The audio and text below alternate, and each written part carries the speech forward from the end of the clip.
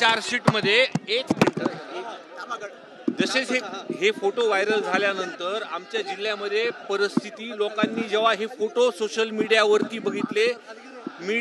बघितले, आज पूर्ण जिल्हा आमचा बंद आहे।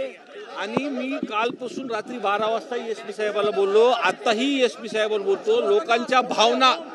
लोकांच्या भावना ह्या तीव्र झालेल्या आहेत। आज पहिल्यांदाच संतोष अण्णा देशमुख कुटुंबियांची सुद्धा मागणी आहे की धनंजय मुंडे साहेबांचा राजीनामा हा घेतला पाहिजे। राजीनामा झालेला आहे, आता बैठक आहे ती धनंजय मुंडेंच्या बंगल्यावरती झालेली आहे।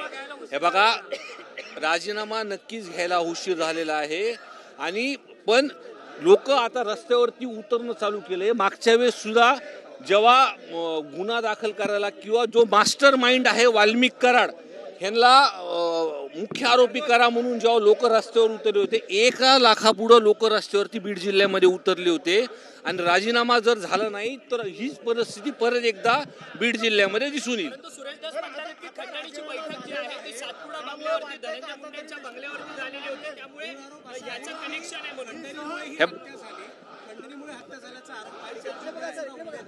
त्यामुळे ही बैठक जर सातपुड्यावर झाली असेल तर धनंजय मुंडेंना करावं अशी मागणी होते। तुम्ही याला सहमत आहात? हे बघा, जर ही खंडणीची जे धस अण्णा बोलले आहेत, मी बघितलं नाही पण आपल्याच माध्यमातून मला कळत आहे ते काहीतरी पुरावे असल्याशिवाय बोलणार नाही। तसं जर असेल तर त्यांना सहआरोपी केलं पाहिजे।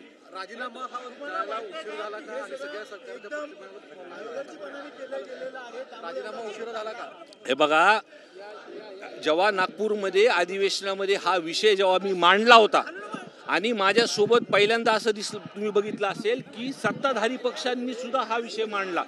ह्याची वस्तुस्थिती सर्वांनी बघताना ज्या पद्धतीने या कुटुंबावरती अन्याय झालाय, सर्व सभागृहामध्ये या विषयावरती बोलले, सरकारने सुद्धा त्याची दखल घेतली आणि जेव्हा पोलीस प्रशासन मधले एसपींची बदल झाली, CIDची चौकशी लागली, चौकशी लागल्यानंतर जे काही कालपर्यंत तपास आम्ही बघितला, आमच्या आमदारांचं त्याच्यावरती लक्ष आहे। तर मुख्य आरोपी म्हणून वाल्मिक कराडला घेतलेला आहे, चौकशी व्यवस्थितपणे चालू आहे। आता फक्त हीच मागणी आहे की हे जे वाल्मिक कराड आहे की ह्यांना फासावर चढवलं पाहिजे सर्व आरोपींना आणि राजीनामा धनंजय मुंडे साहेबांचा घेतला पाहिजे।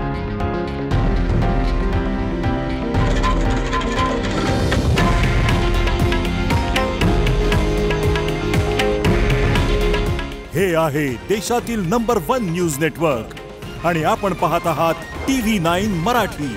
काळजी तुमची, हित महाराष्ट्राचं।